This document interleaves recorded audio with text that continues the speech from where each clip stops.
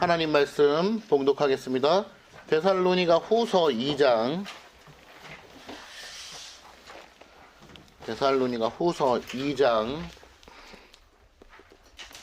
13절에서 17절 말씀.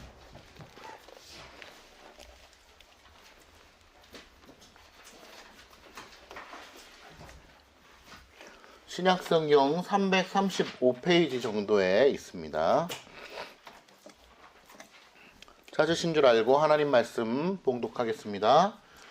주께서 사랑하시는 형제들아, 우리가 항상 너희에 관하여 마땅히 하나님께 감사할 것은 하나님이 처음부터 너희를 택하사 성령의 거룩하게 하심과 진리를 믿음으로 구원을 받게 하심이니, 이를 위하여 우리의 복음으로 너희를 부르사 우리 주 예수 그리스도의 영광을 얻게 하려 하심이니라. 그러므로 형제들아, 굳건하게 서서 말로나 우리의 편지로 가르침을 받은 전통을 지키라.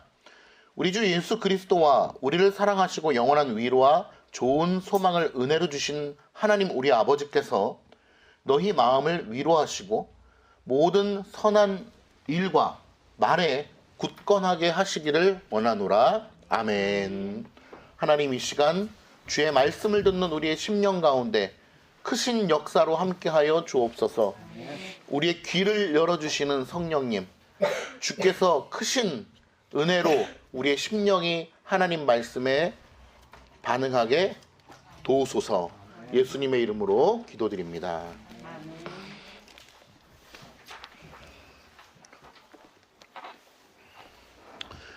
주의 말씀은 내 발의 등이요 내 길의 빛이니이다.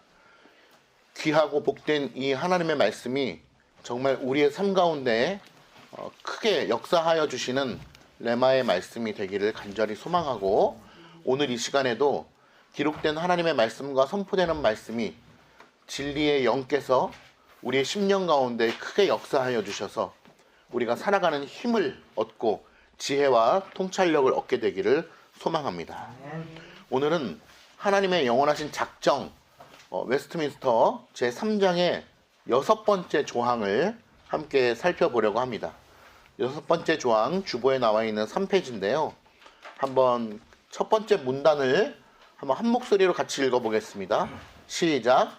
하나님께서 택한 자들을 영광에 이르도록 작정하신 것처럼 그는 그의 영원하고 가장 자유로운 뜻과 의사에 의하여 그것을 위한 모든 방법들을 예정하셨다. 오늘 우리가 읽은 성경의 본문, 처음부터 너희를 하나님께서 택하셨다 라고 하는 부분, 우리가 교리를 공부하면 할수록 이 교리의 중요한 부분들이 우리의 심령 가운데 새겨지면요, 성경을 읽으면 읽을수록 이런 걸 깨닫게 됩니다. 하나님께서 창세전에 택하셨다라고 하는 말들이 성경에 이렇게 많았었나? 라고 하는 것들을 깨닫게 되고, 그리고 또 택하사라고 하는 단어가 쓰여 있지 않더라도 문장의 구조라든지 전체 성경의 내용을 통하여 하나님께서 우리를 창세전에 미리 택하심으로 말미암아 이런 것들이 이루어졌구나 라고 하는 것들을 우리가 깨닫게 되거든요. 그래서 교리를 중요한 비중을 두고 우리가 먼저 공부하고 성경을 찾아보는 것이 얼마나 중요한 일인가를 다시 한번 말씀을 드립니다. 물론 성경책을 먼저 읽음으로써 우리가 그 안에서 교리를 찾아내는 역사의 과정이 있었지만, 우리의 삶은 너무나 분주하고 연약하기 때문에 교리를 먼저 배우고 성경의 내용을 통하여 그 교리를 확인해 나가는 것도 복된 것이고, 성경의 내용을 먼저 읽어 내려감으로써 그 안에서 진리의 법칙들을 찾아내는 것도 대단히 귀하고 복된 일입니다. 오늘 본문에 나와 있는 것처럼 하나님께서 태초부터 너희를 택하셨다. 그리고 어떤 과정을 통해서 너희들을 결국 궁극의 나라로 이끌 것이다 라고 하는 것을 우리에게 말씀해주고 있는데, 이것은 사도들의 일관된 진술이고, 특별히 신약 성경의 절반을 쓴 사도 바울의 아주 일관적인 처음부터 끝까지 우리에게 강조하고 있는 것입니다. 하나님의 택하심입니다.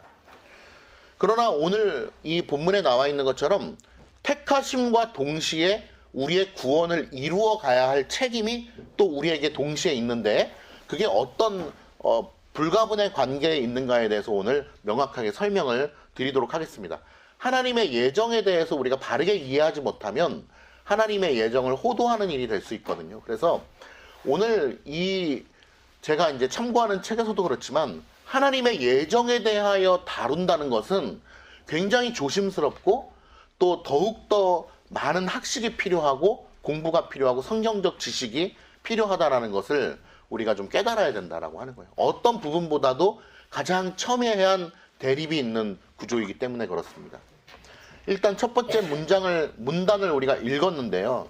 하나님께서 어떤 자들을 영광에 이르도록 작정하셨다? 택한 자들이에요. 택한 자들. 이것은 변할 수 있는 것이 아닙니다. 택한 자들을 영광에 이르도록 작정하셨다. 영광에 이르도록 작정하셨다라고 하는 것은 쉽게 얘기하면 구원받는 걸 얘기하는 거죠. 구원받도록 작정하셨는데 우리는 그 구원에서만 머무르는 것이 아니라 하나님의 영광에 우리는 이르는 것입니다. 그러니까 단순히 천국 가려고요. 이게 아니고 천국 가는 이유가 뭐예요? 영원히 내가 먹고 싶은 빵 먹으면서 살려는 게 아니잖아요. 예. 뭐 내가 원하는 거 하기 위해서 천국 가는 게 아니고 하나님의 영광을 배우기 위해서 가는 거죠. 아무리 내가 할 수 있는 걸 하고 싶다고 해도 하나님의 영광을 배우는 것이 아니라면 그것은 천국이 아닌 거죠. 택한 자들을 영광에 이르도록 작정하신 것처럼, 자, 여기까지는 우리가 이미 배운 내용이에요. 그는 그의 영원하고 가장 자유로운 뜻과 의사에 의하여, 그러니까 우리가 이렇게 말하지 말자고 말씀드렸습니다. 하나님 맘대로 하신 거잖아요. 예. 그 표현도 물론 맞아요. 하나님은 맘대로 하실 수 있는 권리가 있는 분이에요. 그러나 그렇게 표현하는 것은 우리가 하나님의 그 우주적인 방대하신 역사를 우리가 너무 우리의 언어적 한계로 인하여서 잘못 표현하는 거다. 어떻게 표현하면 좋냐? 오늘 외민에 나와 있는 것처럼 표현하는 게 좋은 거예요. 그의 영원하시고 홀로 가장 자유로우신 뜻과 그분의 의사에 의하여 그 모든 방법들을 예정하셨다라는 거예요. 자, 오늘 핵심은 뭐냐? 오늘 설교의 제목이기도 한데요. 방법까지도 예정하셨다라는 거예요.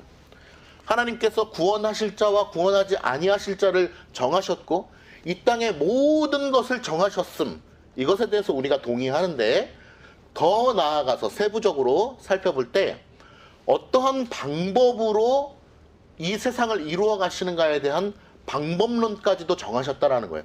특별히 오늘 6항에서 우리에게 언급하고 있는 것은 구원하실 자를 어떠한 과정을 통해서 구원하시는가에 대해서 우리에게 말씀하고 있습니다. 그래서 먼저 6항의 첫 번째 문단에서 우리에게 제시하고 있는, 선포하고 있는 문장은 무엇인가? 그분의 가장 영원하시고, 그분 존재가 영원하시니까요.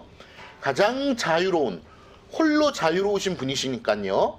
그 뜻과 그 의중에 의하여 그 모든 방법들을 예정하셨다라고 하는 거예요. 방법들까지도. 이것이 바로 예정을 이해하는 데 있어서 가장 중요한 핵심 세부적인 내용입니다. 많은 사람들이 정해놓으셨지만 방법은 우리에게 맡겨주신 것이 아니냐라고 하는데 그것은 하나님의 완전하신 주권과 절대 예정을 깨버리는 역할을 하는 것입니다.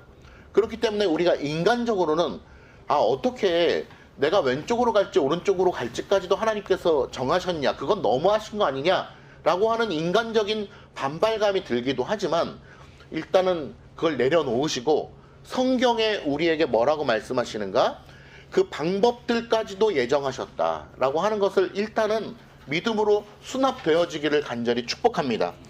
그것은 하나님의 그 은혜에 의해서 받아들여지는 것이고 또 그 이후에 성경을 알아가는 과정을 통해서 그런 것들이 논리적으로 우리에게 증거되어지고 또 깨닫게 되는 거거든요.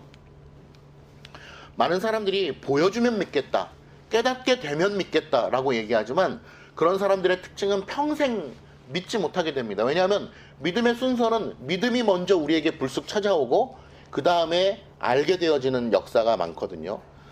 알게 되면 깨닫게 되면, 보여주면 믿겠다라고 하는 거는 결국 안 믿겠다라는 뜻이에요. 자, 그 다음 문장을 한번 보겠습니다. 그러므로 이제 세부적인 내용을 우리에게 설명해 주고 있네요. 선택받은 자들은, 그죠? 선택받은 자들은 아담 안에서 타락하였으나, 그죠? 아담의 원죄가 우리에게 전가되었기 때문에 이런 표현을 쓰고 있는 겁니다. 아담 안에서 타락했으나 그리스도로 말미암아 구속받으며, 그리스도의 은택으로 말미암아 우리가 구속의 은혜를, 속량의 은혜를 받는 것이죠. 받으며 때를 따라서 역사하시는 성령으로 말미암아 그리스도 안에서 유효하게 부르심을 받아. 그러니까 유효한 부르심이라고 보통 이걸 부르거든요. 유효한 부르심은 뭐 두 글자로 하면 소명 이렇게 표현하기도 합니다. 그런데 이제 유효한 부르심이라는 단어가 굉장히 중요해요. 왜 그러냐면 하나님께서 택하신 자에게는 그 부르심이 반드시 끝날까지 이루어지실 것이기 때문에 우리가 유효한 부르심이라고 부르는 거예요.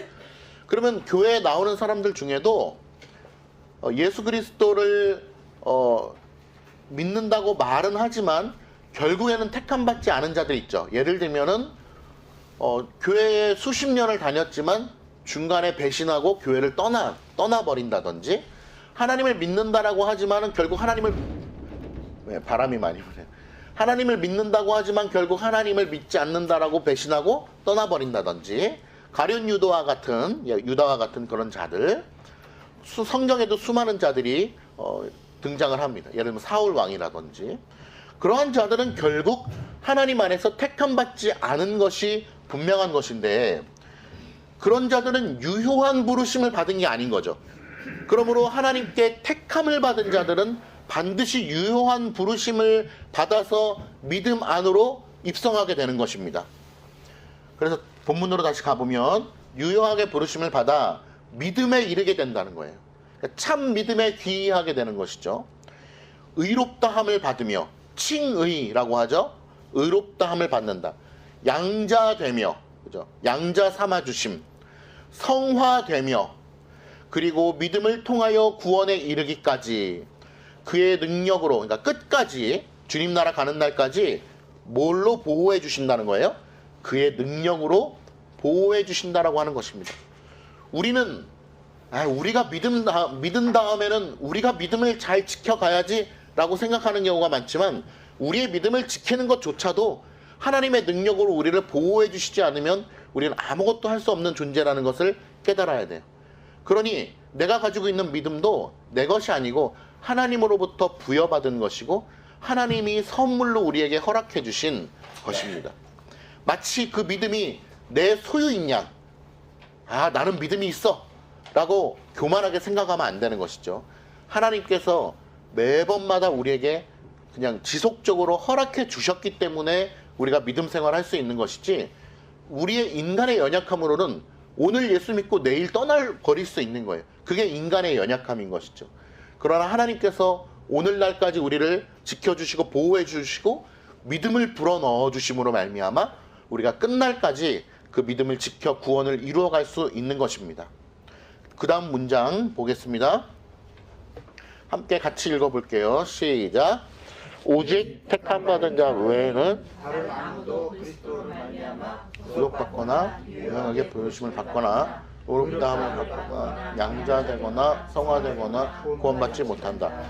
가장 중요한 것은 오직 택함받은 자 외에는, 택함을 받은 자만이 이러한 신앙의 여정에 초청을 받게 되는 것입니다. 그러니까 많은 사람들이 나 자신의 구원에 대해서 굉장히 의심을 하거든요. 더군다나 주변에서 누군가가 당신 구원받은 거 맞아? 당신 구원받은 거 맞는데 왜 삶이 그렇게 개차반이지? 당신 구원받는 거 맞는데 왜 그렇게 성경에 대해서 모르지? 당신 구원받는 거 많은데 왜 이렇게 믿음이 연약한 것 같지? 왜 이렇게 도덕성이 떨어지지? 이런 질문을 받을 때는 우리는 구원의 확신에 대해서 늘 불안감을 갖는 것이 인간의 본성이거든요. 내가 정말 구원받은 게 맞을까? 내가 정말 천국 갈 수 있는 게 맞을까? 나 구원받은 백성 맞나? 죽어봐야 아는 거 아닌가? 천국 가봐야 아는 거 아닌가? 라는 생각을 하실 수 있는데, 인간이 얼마나 아담 안에서 타락했는가, 즉 전적 타락으로 말미암아 하나님을 믿을래야 믿을 수 없는 존재라고 하는 것을 주 안에서 깨닫게 되어진다면, 우리가 현재 예수 그리스도를 부족하지만 성경적 지식도 부족하고 교리적 내용도 잘 모를 수 있고, 심지어 우리 아이들 뭐 로운이 뭐 내가 왜 교회 여기는 어디 나는 누구 이렇게 와 있을 수 있지만, 성령 하나님의 삼위일체 하나님의 역사하심 가운데 하나님께서 이 자리에 우리를 초청해 주셨기 때문에 그거 하나만 본다 하더라도 우리는 구원의 확신을 가질 수 있는 충분한 근거가 되는 거예요. 왜냐하면 우리는 믿는다라고 고백할 수 있는 존재가 분명하게 아니기 때문에 그런 겁니다. 그러니까 내 모습에 지금 이 모습, 아 내가 예수님을 믿는다라고 고백하고 교회에 나와서 하나님 말씀을 듣고 신앙생활을 하고 있는 이 자체만으로도 벌써 우리는 하나님께서 나를 부르셨구나 라고 믿음의 확신을 가질 수 있는 주요한 근거가 되는 것입니다. 그러므로 의심하거나 두려워하거나 또 내 구원에 대해서 남들이 공격할지라도 우리가 막 그 구원의 확신에 대하여 흔들리거나 그러실 필요가 없다. 왜냐? 구원의 확신이라고 하는 것은 어차피 내가 확신을 갖는다고 해서 확신이 있어지는 게 아니에요. 아, 구원의 확신을 가져야지. 나의 감정과 나의 신념이 나를 구원하는 게 아니거든요. 구원의 확신을 가져야지 라고 하는 것이 나를 구원하는 도구가 되질 못해요. 하나님의 전적인 은혜만이 나를 구원하기 때문에 우리는 그런 것에 대해서 의심할 필요가 없다라고 하는 거예요. 그러므로 이 구원론에 관련해서 가장 명확한 답을, 그리고 가장 평안함을, 가장 완전한 구원을 이룰 수 있는 교리 체계는 칼빈주의밖에 없어요. 이것에 대해서 가장 명백한 평안함을 우리에게 줄 수 있는 것은 이 칼빈주의의 교리의 체계밖에 없다. 그것이 가장 독보적으로 성경이 말하고 있는 것을 우리에게 가르쳐주고 있는 교리 체계라는 것을 알아야 돼요. 그래서 우리는 당연히 교리 체계 자체에 목숨 거는 게 아니고 성경 하나님의 말씀을 우리가 배우는 것이지만, 그것을 하나님께서 역사적 개혁 신학이라고 하는 이 어떤 수천 년에 이어온 역사적 툴을 가지고서 우리가 배울 수 있는 이러한 길을 열어주셨다라는 것은 참 의미 있는 일이다. 그런 차원에서 우리가 종교개혁의 후예로서 정말 자랑스럽게 여겨야 하고, 종교개혁의 의미에 대해서도 잘 알아야 됩니다. 12월 달은 성탄이 많이 유행하는 달이잖아요. 많은 교회들이 성탄절을 지키기도 합니다. 그러나 성탄절을 지키는 것이 어떠한 의미에서 불필요한가에 대해서 우리가 잘 알아야 되거든요. 종교개혁자들이 칼빈을 위시하여서 찌빙글리와 또 수많은 종교개혁자들이 이 절기를 없애는데 정말 많은 에너지를 썼어요. 절기를 드리지 않고 주일만으로 만족하고 이 완전성을 확인하는 것에 대해서 많은 에너지를 썼습니다. 그래서 교회들과 함께 협의하고 신학적인 논제들, 교리적 문제를 가지고 그런 절기들을 없애는데 많은 공을 들였어요. 그러한 절기를 하는 것이 주일의 완전성을 오히려 폄훼하고 그리스도의 구속과 부활의 완전성을 오히려 부인하는 역할이 될 수 있다는 것을 알고 우리가 절기를 지키지 않는 이런 교회에 다니는 것을 자랑스럽게 여기셔야 됩니다. 그렇다고 해서 다른 교회를 막 욕하고 그럴 필요까지는 없지만 이것이 매우 자랑스러운 일이다. 종교개혁에 마땅한 교리들을 우리가 잘 지키고 있는 것이다. 해도 되고 안 해도 되는 이런 개념이 아니고 오히려 우리가 주일의 완전성을 더 잘 드러내고 있는 교리체계를 따르고 있는 것이다. 이렇게 알아주시면 좋을 것 같습니다. 택함을 받은 자 외에는 아무도 부르심을 받을 수 없다. 양자가 될 수도 없고 성화가 될 수도 없고 구원받지 못한다. 여기서 한 가지 제가 포인트를 짚자면요. 하나님의 절대 예정을 믿지 아니하는 자들은 동일한 이 본문을 가지고도 어떻게 해석할 수가 있냐면 유효한 부르심을 받았는데 칭의까지는 갔다가 양자에서 탈락해버리는 거예요. 혹은 양자까지 갔다가 성화의 과정을 다 거치지 못해서 천국에 이르지 못하고 탈락해버린다라고 하는 이러한 논리적 구조 체계를 가지고 있는 그런 사람들도 있는데 그것이 아니다. 왜냐하면 택함을 받은 자 외에는 처음부터 초청을 받지를 못하거든요. 그러니까 초청을 받았는데 중간에 하는 행태를 보니까 너는 부족해서 지옥으로 탈락. 이러면은 우리가 하나님을 어떻게 믿고 따르겠어요? 하나님이 시시각각 변하는 분이라면 믿고 의지할 필요가 없는 거예요. 나랑 똑같은 물질적인 존재이기 때문에. 그러나 하나님은 영원하신 분이시고 무궁하시고 변하지 않으시는 분이기 때문에 하나님이시거든요. 하나님의 존재적 속성에 대하여 우리가 잘 알고 믿고 따르는 게 중요하다. 그러므로 그 존재적 속성으로 말미암아 이러한 교리가 나오는 것이고 하나님의 존재로부터 이 교리가 나오는 거예요.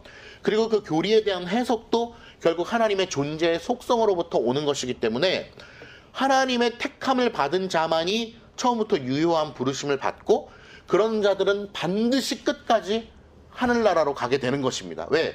처음부터 끝까지 그 모든 일은 다 하나님께서만 완전하게 하시는 일이기 때문에 그래요. 내 노력과 내 확신과 내 신념을 통하여 이루어지는 게 아니기 때문에 그렇습니다. 이해가 되시는 줄 믿습니다. 자, 한 장 넘겨볼게요. 도입으로 들어가 보겠습니다. 하나님께서 택자들이 영광에 이르도록 작정하셨는데 그의 영원하시고 가장 자유로운 뜻과 의사에 의하여 그를 위한 모든 방법들을 예정하셨다.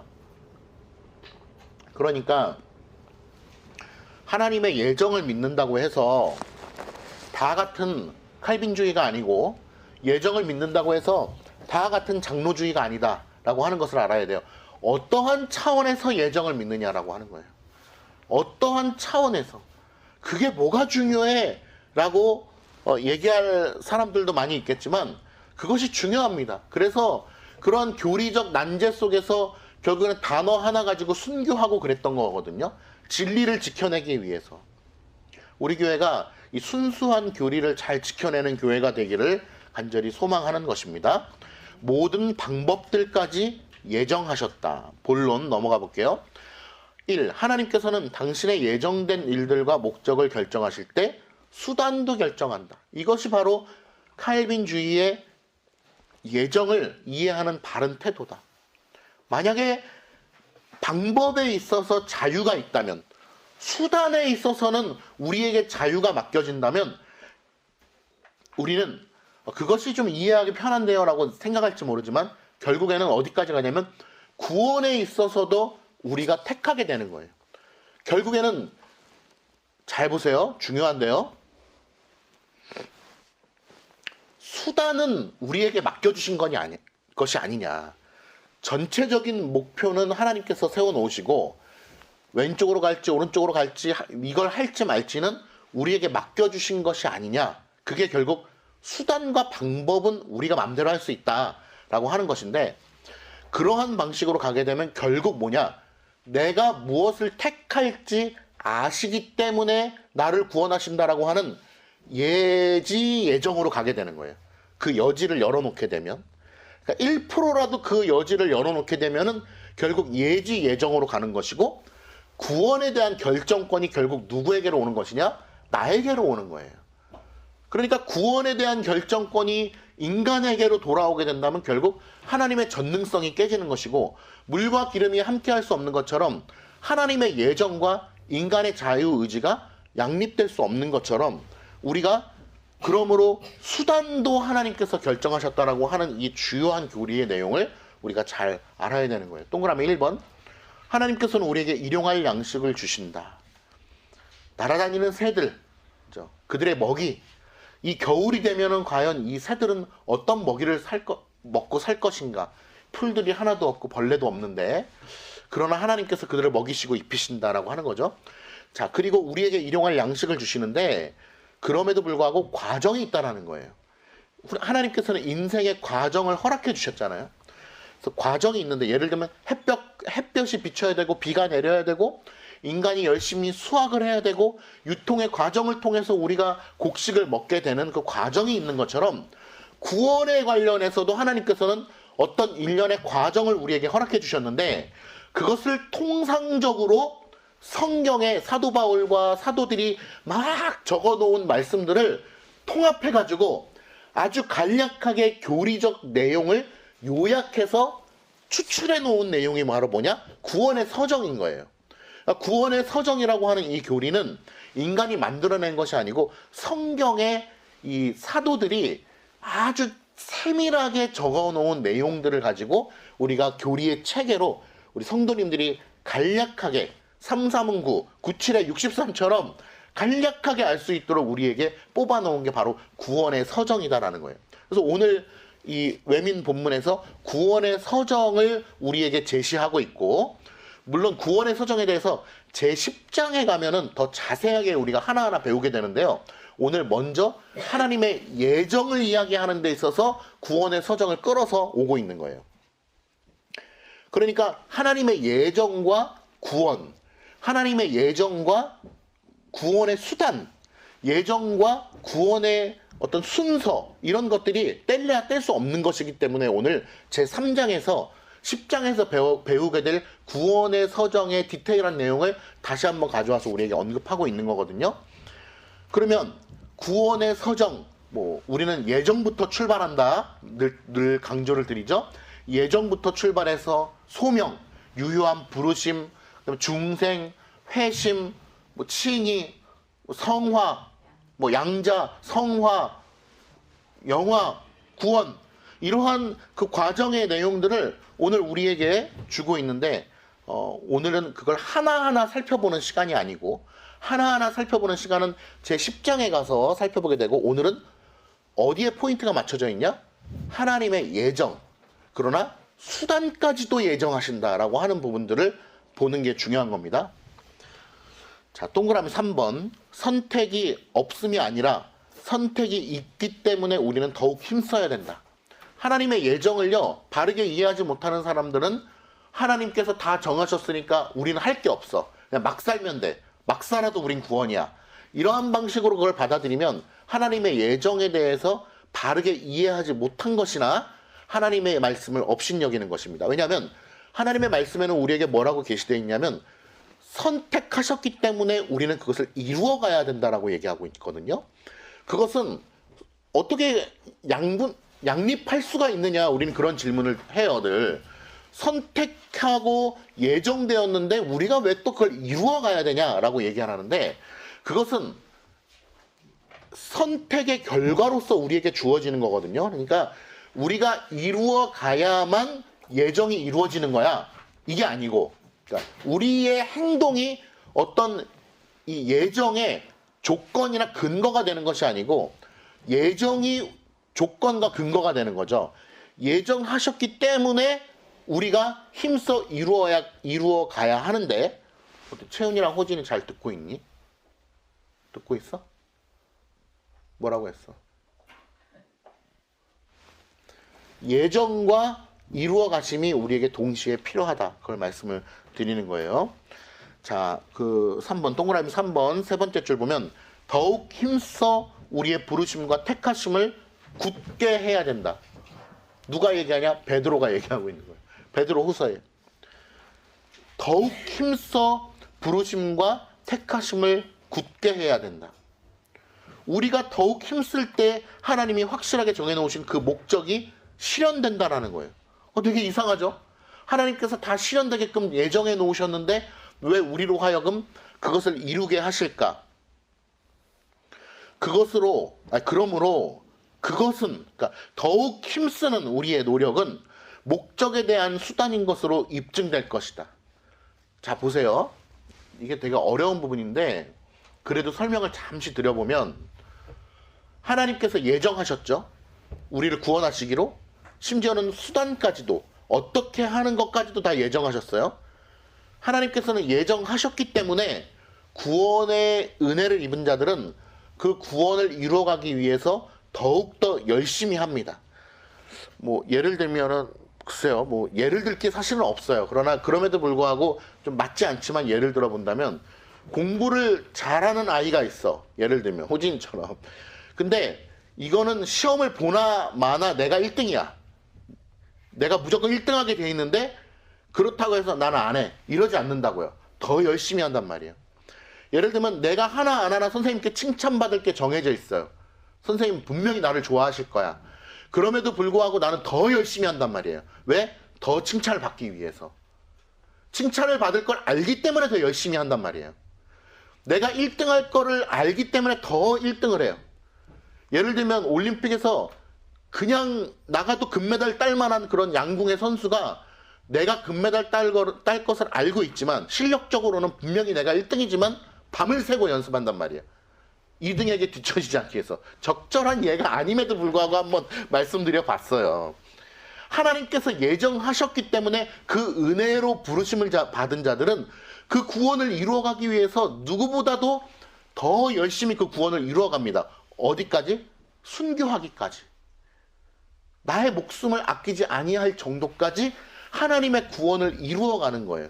그것이 마땅한 성도의 삶의 본분이라고 여기는 것입니다. 이러한 이유로 바울은 하나님의 예정을 그러니까 목적을 부르심, 칭의, 영화 이런 것과 관련 지어 놓았다. 왜? 하나님께서 예정하셨기 때문에. 그러니까 하나님의 예정이 없으면 구원의 서정도 없는 거죠. 수단까지도 정해 놓으신 게 아니라면 구원의 서정이라는 건 필요 없는 거예요. 만약에 하나님께서 수단을 정해 놓지 않으셨다면 우리 모두는 다 이렇게 생각할 거예요. 죽기 전에 믿겠습니다. 평생을 내 맘대로 살다가 일요일에 교회 같은 거 가지 않고 그냥 내 맘대로 살다가 죽기 10초 전에 믿겠습니다. 그래도 천국 가잖아요. 강도처럼. 우편 강도처럼. 아마 우리는 다 그런 생각을 하게 될 거예요. 왜? 내 맘대로 살기를 원하거든요. 우리의 본성이. 그러나 구원받은 자는 그렇게 살지 않는다라는 것입니다. 유효한 부르심을 받은 자는 기꺼이 그 희생을 감당하는 것이죠. 마치 부모가 그 자식을 기를 때에 분명히 어떤 수고가 우리에게 동반되지만 그 수고를 마땅히 지불하고 아이를 키우는 것처럼 우리의 삶을 그렇게 살아가는 것입니다. 왜? 그것이 우리에게 하나님의 세상 사람들은 운명이라고 얘기할지 모르지만 하나님의 예정 가운데 우리에게 정해진 우리의 사명이기 때문에 그런 것입니다. 어제 우리 친척 저에게 되는 이모 되시는 분의 요양원에 그 신방을 다녀왔어요. 근데 요양원 가면은 어떻습니까? 제가 지금 요양원 또 강사라도 가지만 많은 요양원에 계신 분들이 어떤 분들은 좀 인지가 좋고 정신적으로 문제가 없는 분들도 계시고 또 대부분의 요양원은 또 이렇게 인지가 좀 아무래도 치매기가 있으시고 그런 분들이 계세요. 그래서 인지가 없어서 물어봐도 대답 잘 못하고 또 고향이 어디세요? 물어봐도 잘 몰라요. 자식은 있으세요? 그러면 잘 몰라요. 형제가 있으세요? 그러면 뭐라고 대답할까요? 없어. 다 갔어. 예, 이런 대답이에요. 그런데 여러분 인지가 없고 치매가 있고 그러니까 그분들은 다 이제 빨리 죽어야 될까요? 돌아가셔야 될까요? 살 가치가 없는 걸까요? 그렇지 않잖아요. 살아있는 동안 우리에게 부여된 사명이 있다는 거예요. 하나님께서 우리에게 모든 이들에게 사명을 부여해 주셨어요. 그러면 하물며 저 참새들도 사명감을 가지고 하나님의 영광을 위하여 저렇게 날아다니는데 하늘의 부르심을 입은 자들은 우리의 인생이 어떠한 소중한 사명감으로 우리에게 가득 차 있냐는 것입니다. 하나님께 영광을 올려드리기 위하여 우리의 모든 것을 쏟아 부으면서 인생을 사는 것이 합당하지 않겠습니까? 하나님을 알지 못하는 자들도 정말 모든 열심을 다하여서 살고 있잖아요. 그러면 하나님을 아는 참된 지식에 있는 자들은 우리는 간과할 수 없는 것입니다. 모든 역량을 쏟아부어서 하나님의 영광을 위하여 살아가야 되는 줄 믿습니다. 자, 주보 5페이지 볼게요. 하나님의 계획은 그 계획을 수행하게 하는 하나님의 사역들과 전혀 모순되지 않으신다. 하나님의 예정과 수단까지도 정해 놓으셨지만 인간의 자유로운 활동과 모순되지 않는다라는 것을 이해를 해야 돼요. 성부 하나님께서는 어떤 사람들을 선택하여 영원한 생명에 이르게 하신 것처럼 그는 그 목적을 성취하시는 데 필요한 모든 수단을 작정하셨다. 그리스도는 택함받은 자들의 죄들을 속량하기 위하여 내어줌이 되고 성령은 그리스도에 의해 그들을 실제로 구원을 기필코 얻게 하신다. 마지막 문장이 중요하죠. 그러나 삼위 하나님의 모든 외적인 사역은 분리되지 않으신다라는 거예요. 아, 하나님께서 성부는 이런 역할을 하시고 성자는 이런 역할을 하시는데, 성부가 예를 들어서 뭐라고 써있죠? 하나님께서 어떤 사람들을 선택하여 영원한 생명에 이르게 하셨어. 그러면 성자는 그거에 대해서 관여하지 않고 어디 딴 데 출장 가 계신 게 아니고 삼위일체 하나님이 함께 하시는 거예요. 그러나 성부께서 주도적으로 그 사역을 하실 수 있다, 하신다라고 하는 것을 표현하는 거예요. 그래서 마지막 문장이 중요합니다. 삼위일체를 이해하는 데 있어서 삼위 하나님의 모든 존재와 또 외적인 사역은 분리되지 않으신다. 고유성을, 삼위일체 하나님의 각 위격의 고유성을 이야기할 때도 있어요. 예를 들면 대표적인 것이 바로 예수 그리스도의 십자가의 죽으심이죠. 그러나 그런 경우 빼놓고는 거의 다 삼위일체 하나님의 사역은 함께 분리되지 않으신다. 요거를 좀 우리가 인식하면 좋을 것 같아요. 자, 그 다음 읽어보겠습니다. 하나님께서는 피택자들이 통상적으로 위와 같은 과정을 통하여 구원의 서정을 이야기하는 거예요. 유효한 부르심이라고 하는 것은 전도되어지는 걸 얘기하는 거죠. 보통은 아, 우리 같이 교회 가요, 예수님 믿고 구원받아요, 하나님에 대해서 공부해 봅시다, 이런 전도자의 어떤 음성을 통하여 교회로 인도함 받는 걸 얘기하는 거예요. 그리고 나서 이제 믿음을 갖게 되는 것이죠. 새신자 과정이나 교리 공부를 통하여서 하나님은 누구신가, 교회는 무엇인가, 기독교의 진리는 무엇인가, 이런 것들을 배우면서 믿음을 갖게 되는 거예요.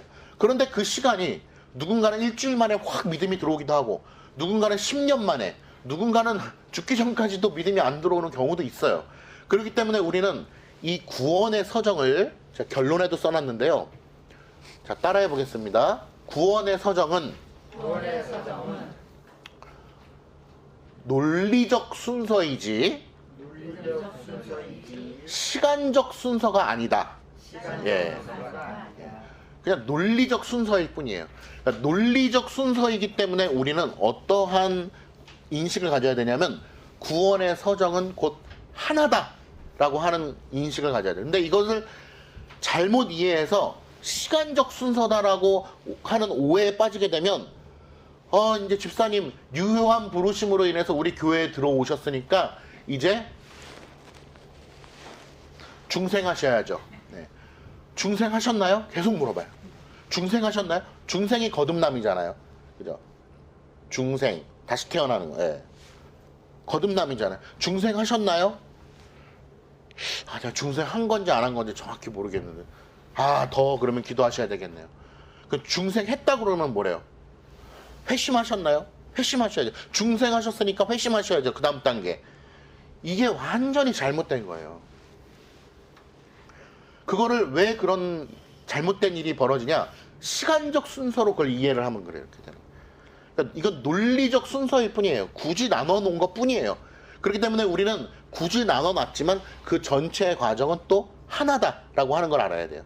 그렇다고 해서 하나다라고 해서 유효한 부르심과 중생이 또 섞일 수는 없어요. 왜냐하면 전도가 되어져 와야 이게 믿음 생활을 시작할 수 있는 거잖아요. 전도되어 오지도 않았는데 믿음 생활을 시작하는 사람들은 잘못된 거잖아요. 그렇죠? 그래서 3번 볼게요. 하나님께서 지정해 놓으신 은혜의 수단을 결여하고 있는 사람들은 피택자의 수에 들지 못한다. 이런 사람들 있어요. 예수님 믿으십니까? 아, 저 예수님 믿으십니까? 아, 구원의 확신이 있으세요? 저 예수님 믿음으로 말미암아 구원의 확신 분명하게 있습니다. 어느 교회 다니세요? 저 교회는 안 다닙니다. 이런 사람들이 있어요. 구원의 서정을 무시하는 것이죠. 통상적으로. 통상적인 방법을 벗어난 거예요. 그런 사람들은 오늘 3번에 우리에게 경고하고 있듯이 은혜의 수단을 결여하고 있는 사람들은 피택자의 수에 못 들어가는 거예요. 즉 유형 교회의 회원으로 가입되지 않으면은 그는 심각한 문제가 초래가 되는 것입니다. 또 어떤 경우가 있냐면, 저는 지금은 안 믿어요. 그런데 이제 죽기 전에 믿을게요. 이러한 그릇된 생각을 가지고 있는 사람들. 아니면 거듭남에 대해서 관심이 없거나 거듭남이 없는 것. 주 안에서 우리가 거듭나야 되는데, 거듭남이라고 하는 것은 성경에 아주 많이 우리에게 강조하고 있는 부분인데 그것에 대해서 전혀 관심이 없는 경우, 이런 것도 문제가 되는 거예요. 교회 회원으로 입회하지 않는 거. 저는 그냥 큰 교회 다니면서 왔다 갔다 할게요. 제가 예배 드리고 싶을 때 드리고 말고 싶을 때 말게요. 이런 경우에는 대단히 심각한 문제가 있는 겁니다. 그래서 이러한 거에 대해서 우리가 3번에 경고하고 있는 것이다. 피택자의 수에 들지 못한다라고까지 이야기하는 겁니다. 한 장 넘겨서 결론을 보겠습니다. 예정에 있어서 그 수단까지 포함하는 것임을 이해하는 것이 예정을 바르게 이해하는 것이다. 2번, 하나님께서는 통상적으로 구원의 서정을 통하여 구원받는 이들의 인생의 과정을 허락하셨다. 통상적으로입니다. 통상적이지 않은 경우도 있어요. 대표적인 예가 어디? 우편 강도, 혹은 어미 뱃속에서부터 죽는 경우, 혹은 말 못하는데 어린아이인데 죽는 경우. 그렇죠? 통상적이지 않은 경우들도 많이 있습니다. 그리고 외민의 이 명시되지 않았지만 통상적이지 않은 경우도 있어요. 예를 들면 제가 요양원 얘기 방금 드렸지만 평생 신앙생활 잘 하시다가 치매가 왔어요. 그런데 갑자기 막 안 믿는데, 예. 그런 거에 대해서는 우리가 함부로 판단할 수가 없는 거예요. 저 사람 안 믿었으니까 지옥 간 거 아니야? 이렇게 또 함부로 판단할 수는 없는 거예요.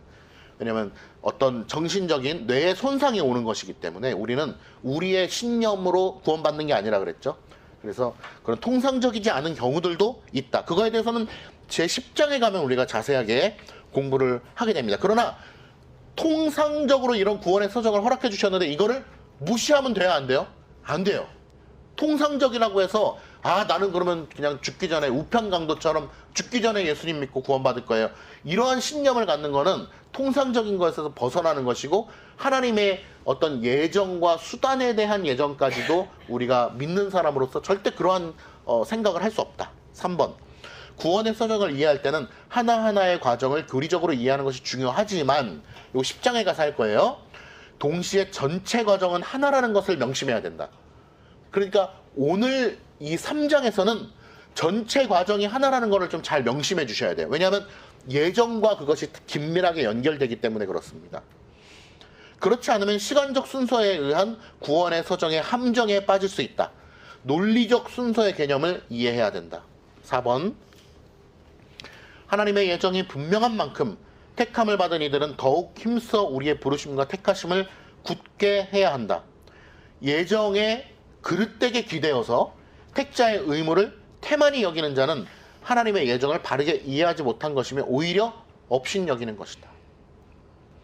5번, 구원의 서정은 통상적으로 허락된 것이므로 앞으로 배울 제10장에서 통상적이지 못한 경우도 있음을 알아야 하며 그럼에도 불구하고 칼빈주의의 이 예정 교리만큼 구원에 있어서 완전한 답을 우리에게 제시하는 교리책은 없다. 예를 들면 어미 뱃속에서 죽는 경우가 있잖아요. 그죠? 갓난아기 때 죽는 경우가 있잖아요. 그들의 구원에 대하여 우리가 어떻게 설명할 거냐는 거예요. 설명할 길이 없는 것이죠. 그러나 칼빈주의의 이 예정교리, 나기도 전에 에서와 야곱의 그러한 것을 정하셨다라고 하는 그 하나님의 영원하신 작정만이 우리의 구원을 완전하게 설명할 수 있는 것이고 구원으로 부름을 받은 자들도 참 평안을 얻을 수 있는 것이고 우리의 행위와 신념이 아닌 구원의 은혜를 누릴 수가 있는 거예요. 그러므로 참 평안을 누릴 수 있는 자들은 절대 예정을 믿는 자만이 참 평안을 누릴 수 있음을 믿으시기 바랍니다. 이것이 우리에게 정말 큰 믿음의 위로와 힘이 되는 줄 믿습니다. 기도하겠습니다.